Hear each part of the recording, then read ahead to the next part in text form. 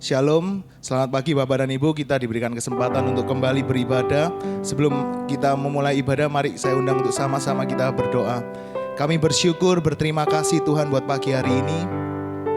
Kami tahu bahwa Engkau selalu beserta dengan kami ya Tuhan, apapun keadaan kami hari ini. Kami tahu bahwa Engkau itu Allah Immanuel, Allah yang selalu beserta dengan kami. Tuhan, kami mau memulai ibadah kami pagi hari ini. Biar Kau disenangkan Tuhan dengan pujian kami. Biar penyembahan kami ini manis kedengaran di hadapan-Mu. Kami persembahkan pagi hari ini untuk Engkau Tuhan. Di dalam nama Tuhan Yesus. Haleluya. Amin.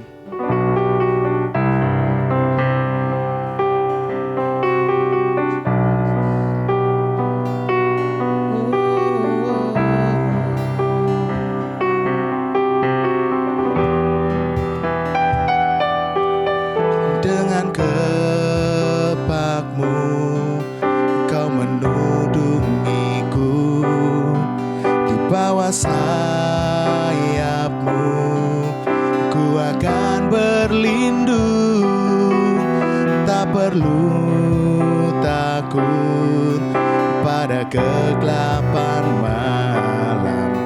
Kesetiaan-Mu perisai bagiku. Walau 1000 rebah berada di sisiku, 10.000 di kananku, ku takkan pernah goyah, sebab Engkau besertaku. Keselamatanku datang dari-Mu.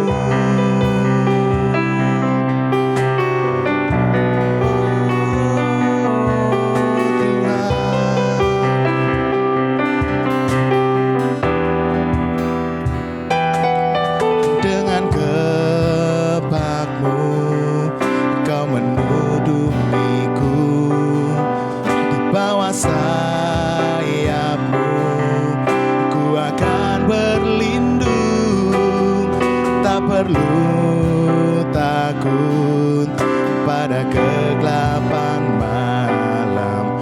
Kesetiaan-Mu perisai bagiku. Walau 1000 rebah berada di sisiku, dan 10.000 di kananku, ku takkan pernah goyah, sebab Engkau besertaku. Keselamatanku datang dari-Mu. Walau 1000 rebah berada di sisiku, dan 10.000 di kananku, ku takkan pernah goyah, sebab Engkau besertaku. Keselamatanku datang dari-Mu. Walau 1000 rebah berada di sisiku, dan 10.000 di kananku, ku takkan pernah goyah, sebab Engkau besertaku. Keselamatanku datang dari-Mu. Walau 1000 rebah berada di sisiku, dan 10.000 di kananku, ku takkan pernah goyah, sebab Engkau besertaku. Keselamatanku datang dari-Mu.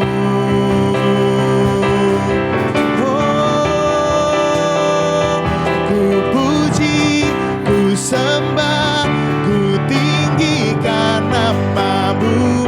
Ku puji, ku sembah, ku agungkan nama-Mu, sebab Kaulah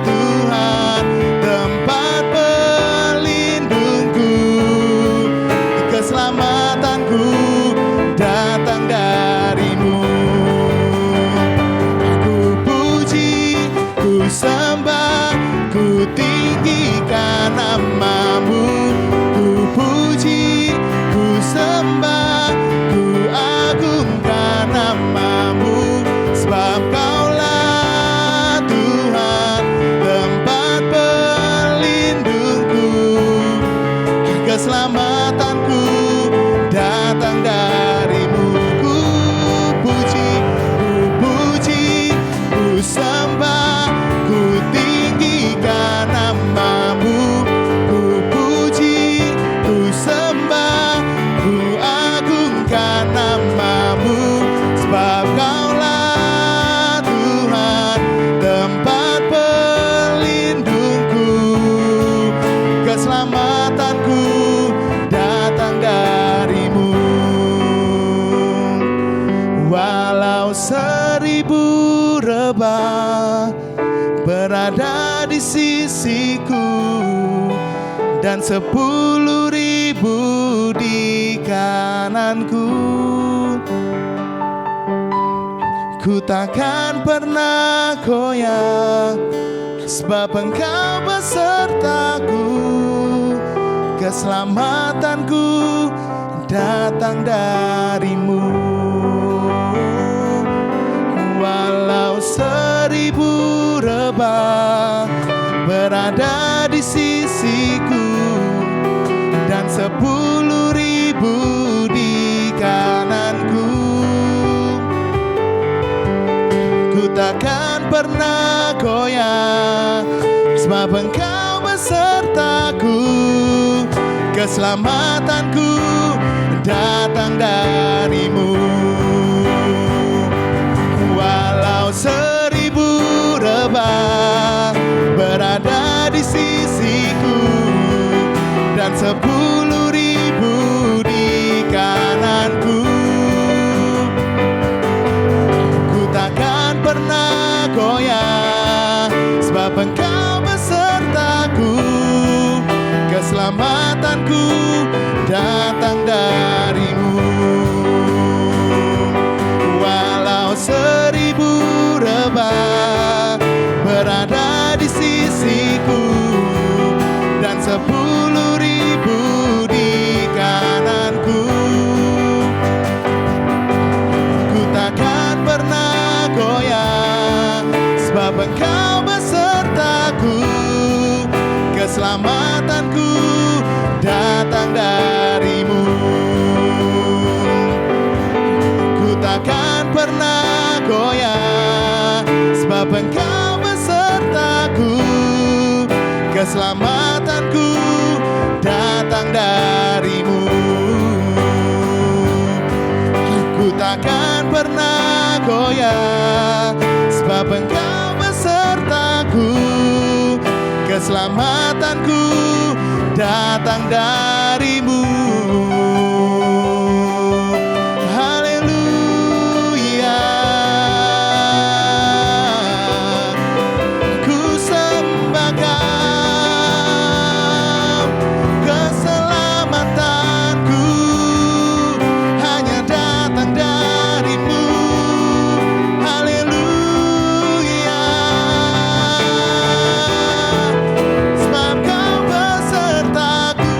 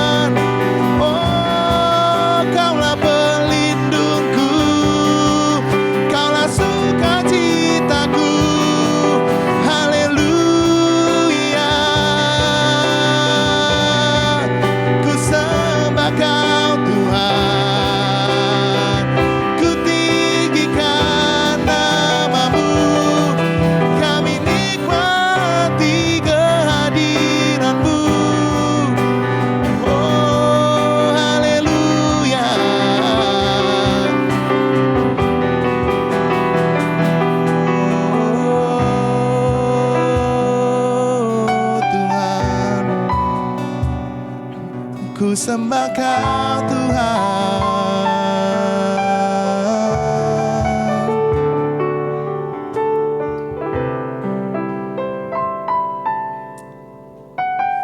Bapa yang baik yang kami sembah di dalam nama Tuhan Yesus Kristus, kami bangga menyembah Allah seperti Engkau yang selalu memeliharakan kami dan anugerah-Mu yang selalu mengawal di dalam hidup kami, di mana Engkau telah menyertai sepanjang minggu ini dan kami ada saat ini hanya semata anugerah-Mu ya Bapa. Terima kasih Bapa, kami telah memuji dan membesarkan nama-Mu. Tiba saatnya kami akan mendengarkan firman-Mu. Biarlah Tuhan Kau berikan hati kami dan karakter kami seperti murid-murid Tuhan yang siap sedia menerima akan firman-Mu, yang siap untuk diajar dengan firman-Mu Bapa. Terima kasih Bapa, Engkau urapi hamba-Mu yang akan menyampaikan firman-Mu, Engkau urapi di dalam seluruh Tuhan pembicaraan di dalam pemberitaan firman-Mu, semua itu karena kasih-Mu dan merupakan isi hati-Mu untuk jemaat-Mu di tempat ini. Engkau terima kasih Bapa, terima kasih kami siap mendengar dan berbicaralah untuk kami semuanya di tempat ini Bapa. Di dalam nama Yesus kami telah berdoa, haleluya, amin. Bapak Ibu Saudara, tiba saatnya kita mendengarkan firman Tuhan dan firman-Nya akan disampaikan oleh hamba-Nya, Pastor John Patikawa. Waktu dan mimbar saya serahkan. Shalom, selamat pagi umat Tuhan. Saya bersyukur bisa menjumpai saudara sekalipun lewat online. Terima kasih buat Bapak Gembala, Pak Hendro, juga Pak Rafael yang memberi saya kesempatan untuk berbagi dengan saudara. Apa kabar? Saya berharap saudara dalam keadaan sehat, sukacita, dan dalam perlindungan Tuhan. Buat saya ini satu kehormatan bisa berbagi kepada saudara. Nah mari sama-sama kita buka firman Tuhan. Kita baca firman Tuhan yang terambil dari Markus 4 ayat 35 sampai ayat yang ke-41. Markus 4 ayat 35 sampai ayat yang ke-41, demikian firman Tuhan. Pada hari itu, waktu hari sudah petang, Yesus berkata kepada mereka, "Marilah kita bertolak ke seberang." Mereka meninggalkan orang banyak itu, lalu bertolak dan membawa Yesus beserta dengan mereka dalam perahu di mana Yesus telah duduk dan perahu-perahu lain juga menyertai Dia. Lalu mengamuklah tafan yang sangat dahsyat dan ombak menyembur masuk ke dalam perahu sehingga perahu itu mulai penuh dengan air. Pada waktu itu Yesus sedang tidur di buritan di sebuah tilam. Maka murid-muridnya membangunkan Dia dan berkata kepadanya, "Guru, Engkau tidak peduli kalau kita binasa." Ia pun bangun menghadik angin itu dan berkata kepada danau itu, "Diam, tenanglah." Lalu angin itu reda dan danau itu menjadi teduh sekali. Lalu ia berkata kepada mereka, "Mengapa kamu begitu takut? Mengapa kamu tidak percaya?" Mereka menjadi sangat takut dan berkata seorang kepada yang lain, "Siapa gerangan orang ini sehingga angin dan danau pun taat kepadanya?" Nah saudara, kisah ini pasti sudah familiar dalam kehidupan kita, bahkan mungkin sejak kita duduk di bangku sekolah minggu, ini sudah menjadi hafalan kita. Bahkan saudara mungkin bisa bercerita secara detail cerita ini. Kalau kisah ini terjadi di musim ini pasti sudah viral. Kalau murid-murid pakai handphone, sudah live, pasti sudah banyak yang dibagikan kemana-mana. Nah saudara, kisah ini berawal ketika Yesus dibaptis oleh Yohanes dan setelah itu dia dibawa oleh Roh ke padang gurun. Sesudah 40 hari di padang gurun, lalu Yesus mulai tampil di Galilea untuk memberitakan Injil Kerajaan Allah. Setelah itu Yesus mulai memanggil murid-muridnya yang sebagian besar adalah nelayan. Di dalam Markus 1 ayat 17 di situ katakan, "Mari ikutlah aku dan kamu kujadikan penjala manusia." Lalu mereka pun segera meninggalkan jalannya dan mengikuti Dia. Nah saudara, murid-murid mereka ini adalah orang-orang yang dipilih oleh Tuhan, dimuridkan dan dimenangkan oleh Tuhan sendiri. Mereka melayani secara bersama-sama, bahkan sudah menjadi hal yang natural. Mereka melihat banyak hal yang Yesus kerjakan. Dimulai dari pernikahan di Kana, lalu menyembuhkan banyak orang, dari mulai orang buta, orang lumpuh, lalu Yesus memberi makan 5.000 orang, sampai Yesus mengusir roh jahat. Nah, Di dalam Markus 4 ini saudara, setelah Yesus mengajar banyak hal kepada murid-murid di tepi Danau Galilea, ada juga orang banyak bersama dengan dia. Di ayat yang ke-35 itu, di situ dikatakan setelah Yesus mengajar, ayat 35 di situ dikatakan, pada hari itu, waktu hari sudah petang, Yesus berkata kepada mereka, mari kita bertolak ke seberang. Nah saudara, apa yang bisa kita belajar dari ayat ini? Di situ dikatakan, pada hari itu, waktu hari sudah petang. Ada satu pertanda waktu di sini. Saudara, Tuhan kita itu Tuhan yang bergerak dengan waktu. Tuhan itu bergerak dengan tujuannya Tuhan. Tuhan sudah punya waktu untuk setiap kita. Saudara, kalau bilang tentang waktu, hari-hari ini sepertinya seluruh agenda sedang Tuhan suruh stop, lalu Tuhan sedang jalankan agenda Tuhan. Saudara bayangkan, dari mulai semua agenda-agenda pribadi, keluarga, di masa pandemi ini bahkan negara pun semua sepertinya harus berhenti untuk agenda Tuhan yang sedang berlangsung. Tuhan selalu bergerak dengan waktu. Karena itu saudara, biar saudara dan saya kita belajar untuk masuk dalam waktu Tuhan. Kita selaraskan agenda kita dengan agendanya Tuhan. Kadangkala kita selalu datang pada Tuhan, kita sudah tulis banyak hal, lalu kita hanya datang kepada Tuhan, suruh Tuhan yang tanda tangan. Padahal sebagai anak-anak Tuhan, harusnya kita datang bawa lembaran kosong dan Tuhan mau apa. Nah saudara, di ayat yang ke-35 ini saudara, ide untuk mereka bertolak ke seberang itu bukan datang dari murid-murid. Tetapi ide untuk bertolak itu datangnya dari Yesus sendiri. Yesus yang mengajak murid-murid untuk bergerak, untuk mereka bertolak ke seberang. Tujuannya jelas, mereka akan bertolak dari tepi Danau Galilea ke tanah orang Gerasa di seberang Galilea. Nah saudara, kita sebagai murid-muridnya Tuhan, Tuhan pun akan membawa saudara dan saya kepada tujuan Tuhan. Tuhan punya tujuan dengan saudara dan saya. Karena itu, setelah murid-murid belajar banyak hal, suara Tuhan itu datang untuk mereka bergerak. Di masa transisi atau masa yang sedang saudara dan saya alami di hari-hari ini, hal yang paling pertama saudara, kita harus sama-sama belajar mendengar suara Tuhan. Untuk memulai segala sesuatu, kita harus belajar dengar Tuhan. Murid-murid waktu mereka bergerak, mereka bukan bergerak atas kemauan mereka bergerak atas kemauannya Tuhan. Nah saudara dan saya pun dalam situasi pandemi sekarang ini, ada banyak orang sedang bikin banyak perubahan yang mereka mau banting setir, bangun usaha ini, si A mungkin bilang begini, si B bilang begini. Tapi mari saudara, kita sebagai anak-anak Tuhan, Tuhan bilang apa bagi saudara dan saya? Itu lebih penting. Jangan ikuti si A, jangan ikuti si B, mungkin masukan boleh. Tapi pastikan saudara dan saya melakukan, kita bergerak. Karena Tuhan yang mau kita melakukan semuanya itu. Amin saudara. Nah karena itu saudara, mendengar suara Tuhan itu paling penting. Karena apa? Suara Tuhan itu ya dan amin. Suara Tuhan itu bikin kita berani. Saudara bayangkan yang bilang ini yang punya langit dan bumi. Kalau Tuhan berfirman, dia pasti menggenapi. Karena itu saudara, saya berdoa supaya saudara dan saya, setiap kita punya pengalaman mendengar suara Tuhan. Waktu saudara sedang mendengarkan khotbah seperti saat ini, saya berdoa supaya saudara bisa mendengar suara Tuhan di hati saudara. Waktu saudara sedang membaca firman Tuhan, saya berdoa biar saudara pun bisa mendengar suara Tuhan. Waktu saudara sedang berdoa atau sedang bersekutu dengan Tuhan, saya berdoa supaya bukan cuma satu kegiatan, tapi benar-benar saudara mengalami jumpa dan saudara mendengar suara Tuhan. Karena itu saudara, karena suara Tuhan itu sangat penting. Karena itu, apa saja yang menghalangi saudara dan saya mendengar suara Tuhan, segera dibereskan. Kadangkala kita anggap itu biasa, tapi saudara, kita perlu dengar suara Tuhan.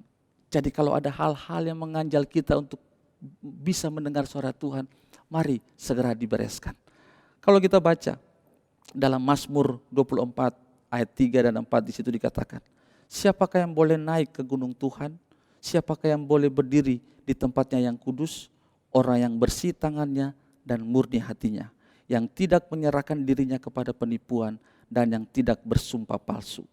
Mazmur 66 ayat 18 pun berkata begini saudara, seandainya ada niat jahat dalam hatimu, tentulah Tuhan tidak mau mendengar. Karena itu saudara, sebelum saudara dan saya menghampiri Tuhan, mari cek hati kita. Pastikan tangan kita bersih, hati kita murni. Supaya apa? Supaya saudara dan saya bisa mendengar suara Tuhan. Jadi jangan abaikan hal-hal seperti ini. Karena itu poin yang pertama di masa ini saudara. Pastikan untuk saudara dan saya bergerak. Pastikan saudara bergerak karena Tuhan mau kita bergerak. Pastikan waktu saudara mengambil keputusan karena Tuhan yang mau untuk kita mengambil keputusan itu. Saudara, satu hal yang kita perlu sadari. Iblis itu akan berusaha supaya saudara dan saya itu tidak bergerak. Iblis itu akan berusaha supaya saudara dan saya itu tidak bertumbuh. Iblis akan berusaha supaya saudara dan saya tidak mencapai tujuan Tuhan yang sudah Tuhan persiapkan bagi saudara dan saya. Tetapi saudara dan saya, kita harus tetap bergerak. Kita harus tetap berpindah dari hal-hal yang tidak benar ke hal-hal yang benar. Kita harus berpindah dari kebenaran diri sendiri kepada kebenaran yang sesuai dengan firman Tuhan. Saudara, jangan mau stagnasi secara rohani. Jangan mau tinggal dalam kesuaman rohani. Dan juga jangan mau tinggal dalam kebencian atau kepahitan. Saudara dan saya harus pindah dari hal-hal itu. Bergerak dari hal-hal yang tidak benar kepada hal-hal yang benar. Karena itu, saudara, dengar Tuhan untuk engkau mau memulai bisnismu. Dengar Tuhan waktu engkau mau berbicara kepada pasanganmu atau kepada menasihati anak-anakmu. Dengar Tuhan waktu saudara sedang ada dalam kesulitan yang saudara alami. Nah saudara, kita kembali kepada cerita Yesus dan murid-murid. Setelah Yesus mengajak mereka untuk bertolak, di ayat yang ke-36 dan 37, di situ dikatakan, mereka meninggalkan orang banyak itu, lalu bertolak dan membawa Yesus beserta dengan mereka dalam perahu, di mana Yesus telah duduk dan perahu lain juga menyertai dia. Lalu mengamuklah taufan yang sangat dahsyat, dan ombak menjebur masuk ke dalam perahu, sehingga perahu itu mulai penuh dengan air. Pada waktu itu, Yesus sedang tidur di buritan di sebuah tilam. Maka murid-muridnya membangunkan dia dan berkata kepadanya, Guru, engkau tidak peduli kalau kita binasa. Nah saudara perhatikan, waktu Yesus mengajak murid-muridnya untuk bertolak ke seberang, murid-murid itu tidak katakan buat Yesus, Guru, kan sudah seharian guru mengajar, bagaimana kalau besok saja? Atau guru tidak capek ya seharian mengajar, bagaimana kalau kita istirahat? Tidak saudara. Tetapi apa yang dilakukan murid-murid waktu Yesus mengajak mereka untuk bertolak, mereka taat kepada suara Tuhan.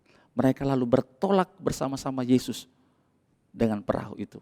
Nah, waktu mereka taat kepada suara Tuhan, saudara, dalam perjalanan mereka mengalami badai. Mereka mengalami angin taufan yang dahsyat. Kalau di kitab Markus itu menulis, lalu mengamuklah taufan yang sangat dahsyat dan ombak menjebur masuk ke dalam perahu. Di Lukas pun menulis, sekonyong-konyong turunlah taufan ke danau. Di Matius pun menulis, sekonyong-konyong mengamuklah angin ribut. Artinya apa saudara? Artinya memang badai ini datang secara tiba-tiba dan murid-murid yang sebagian besar adalah nelayan itu, mereka pun tidak sanggup untuk menguasai perahu mereka. Air masuk ke dalam perahu mereka. Saudara, dalam ketaatan mereka tidak membuat mereka, perjalanan mereka itu berjalan dengan mulus. Bahkan ada Yesus bersama-sama dengan mereka pun tidak membuat mereka berjalan aman-aman saja. Tetap badai menjadi bagian dalam kehidupan mereka. Saudara, apa itu badai? Badai adalah bentuk gangguan dalam bentuk angin yang bertiup sangat kencang dan disertai dengan hujan deras, dan badai pun mempunyai kekuatan yang besar untuk merusak. Saudara, badai itu datang tidak pernah direncanakan. Saudara dan saya tidak tahu kapan itu badai datang. Dan saudara dan saya pun tidak bisa memilih badai, tetapi badai yang memilih saudara dan saya.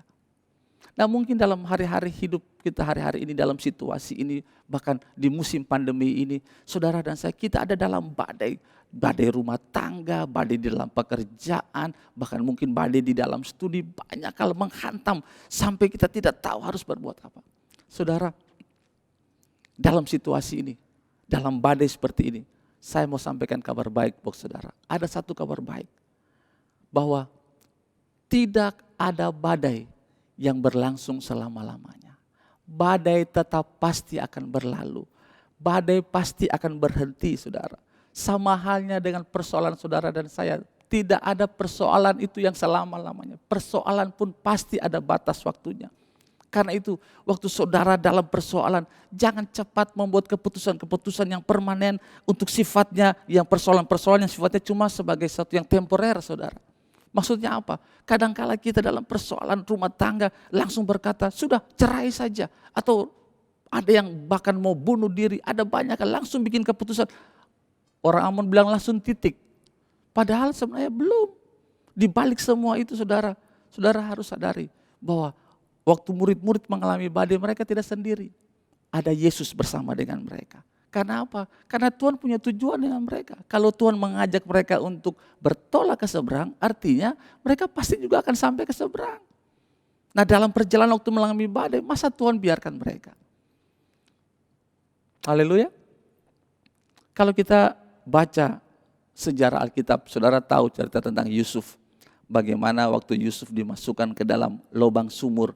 Pertanyaan saya, apakah selamanya Yusuf ada di lubang sumur? Tidak, saudara. Datanglah kafilah dari Mesir, lalu Yusuf dikeluarkan dari lubang sumur, lalu setelah itu dia dibawa ke pasar budak. Pertanyaan saya, apakah selamanya Yusuf ada di pasar budak? Tidak juga. Yusuf lalu dibeli oleh Potifar, lalu dibawa ke rumahnya untuk menjadi pembantu. Dan setelah dia ada di sana sampai dia menjadi orang nomor 2. Tetapi kemudian setelah itu dia difitnah oleh istri Potifar, lalu dimasukkan ke dalam penjara. Pertanyaan saya, apakah selamanya Yusuf ada dalam penjara? Tidak juga. Buktinya, setelah dia berjumpa dengan juru minum dan juru roti kurang lebih 2 tahun, setelah itu dia dipanggil lagi untuk ada di istana. Saudara tahu kenapa? Sebab rancangan Tuhan untuk Yusuf adalah untuk menjadi pembesar di Mesir dan untuk memelihara rancangan Tuhan yang besar kepada bangsa Israel. Nah, kadang-kala dalam kehidupan saudara dan saya pun, kadang-kadang persoalan yang kita alami itu, karena Tuhan ada punya rencana besar, saya percaya saudara. Kadang-kala kita alami semua itu untuk apa? Untuk keselamatan satu keluarga kita. Ada banyak hal kita alami proses-proses supaya apa? Waktu kita bisa lewati semua itu, bisa menjadi teladan bagi keluarga-keluarga kita dan keluarga saudara dan saya bisa dimenangkan. Karena itu saudara, poin yang kedua, mari murid-murid itu taat kepada suara Tuhan. Saudara dan saya pun dalam situasi yang seperti ini, mari belajar taat. Belajar taat saja. Sebab Tuhan punya tujuan. Apapun yang terjadi dalam kehidupan kita, ada tujuan Tuhan di dalamnya. Di dalam 1 Korintus 10 ayat 13, firman Tuhan berkata, pencobaan-pencobaan yang kamu alami ialah pencobaan-pencobaan biasa yang tidak melebihi kekuatan manusia. Sebab Allah setia dan karena itu ia tidak akan membiarkan kamu dicobai melampaui kekuatanmu. Pada waktu kamu dicobai, ia akan memberikan kepadamu jalan keluar sehingga kamu dapat menanggungnya. Nah saudara, firman Tuhan berkata, pencobaan-pencobaan yang kita alami itu pencobaan-pencobaan biasa. Kalau di PHK, Alkitab bilang itu biasa. Dipotong gaji, itu biasa. Mungkin diberhentikan, Alkitab bilang itu pencobaan biasa yang tidak melebihi kekuatan manusia. Artinya apa saja yang datang dalam kehidupan kita, saudara dan saya bisa melewatinya. Karena itu saudara, mari belajar taat untuk apa yang Tuhan katakan. Kalau Tuhan bilang harus mengampuni, ampuni. Kalau Tuhan bilang memberkati, berkati. Taat saja. Di balik semua itu, jangan takut. Ada Tuhan bersama dengan saudara. Kita kembali kepada cerita Yesus dan murid-murid. Setelah mereka mengalami badai yang begitu besar, mereka galau. Di ayat yang ke-38 di situ dikatakan, pada waktu itu Yesus sedang tidur di buritan di sebuah tilam. Maka murid-muridnya membangunkan dia dan berkata kepadanya, Guru, engkau tidak peduli kalau kita binasa. Ia pun bangun, menghardik angin itu dan berkata kepada danau itu, diam, tenanglah. Angin itu reda dan danau itu menjadi teduh sekali. Nah saudara, badai yang begitu besar sampai air sudah hampir penuh di dalam perahu mereka tidak membuat Yesus terjaga dari tidurnya. Saudara, Yesus tidak bangun karena badai. Tapi Yesus bangun karena murid-murid yang datang membangunkan dia. Saudara, Yesus bisa tenang. Kenapa Yesus bisa tidur dengan tenang di saat badai yang besar begitu? Sebab Yesus lebih besar dari badai. Yesus berkuasa atas badai. Yesus bisa tenang. Jadi Yesus bukan bangun karena badai. Yesus bangun karena murid-murid yang membangunkan dia. Lalu waktu Yesus bangun, Yesus langsung mengatakan kepada badai itu, diam, tenanglah. Setelah itu baru Yesus berbicara kepada murid-murid. Nah saudara, di masa ini, ketenangan yang Yesus punya itu, yang saudara dan saya perlu. Karena untuk saudara dan saya mendapat ketenangan yang seperti Yesus, jangan cari ke tempat lain. Ketenangan saudara, kita datang pada Tuhan. Dialah sumber damai itu. Di dalam Filipi 4 ayat yang ke-7 situ dikatakan, damai sejahtera Allah yang melampaui segala akal akan memelihara hati dan pikiranmu dalam Kristus Yesus. Damai yang dari Tuhan, itulah yang saudara dan saya perlu. Karena itu, mari datang pada Tuhan. Saudara, jangan datang pada sumber yang salah. Jangan minta pertolongan pada sumber yang salah. Kalau saudara baca dari awal, waktu mereka bertolak, Alkitab katakan ada perahu-perahu lain yang bersama-sama dengan mereka. Tetapi waktu mereka dalam persoalan, mereka tidak datang minta pertolongan kepada teman-teman mereka yang ada di perahu-perahu lain. Tapi mereka datang kepada Tuhan. Saudara, Tuhan ada dalam perahu rumah tangga kita. Jangan cari pertolongan ke tempat lain. Tetapi datanglah pada Yesus. Dia sumber pertolongan saudara dan saya. Haleluya. Karena itu saudara, mari bangun hubungan dengan Tuhan. Pertolongan kita hanya datang daripada Tuhan. Biar Yesus, biar Tuhan menjadi yang pertama untuk saudara dan saya datang minta pertolongan. Mazmur 55 ayat yang ke-22 di situ dikatakan, serahkanlah khawatirmu kepada Tuhan, maka Ia akan memelihara engkau. Tidak untuk selamanya dibiarkan orang benar itu goyah. Poin yang ketiga, di masa seperti ini saudara, kalau yang pertama, dalam situasi apapun selalu tanya Tuhan. Memulai segala sesuatu dengan datang pada Tuhan, bertanya pada Tuhan. Apa saja yang menghalangi saudara dengar Tuhan, segera dibereskan. Yang kedua, belajar taat kepada apa yang Tuhan katakan. Dan yang ketiga saudara, dalam persoalan jangan lari minta pertolongan kepada tempat lain. Datang pada Tuhan, Dia sumber pertolongan saudara dan saya. Setelah Yesus bangun, lalu Yesus meneduhkan badai itu tuh. Saudara lihat di ayat yang ke-40 dan 41, di situ dikatakan, lalu Ia berkata kepada mereka, mengapa kamu begitu takut? Mengapa kamu tidak percaya?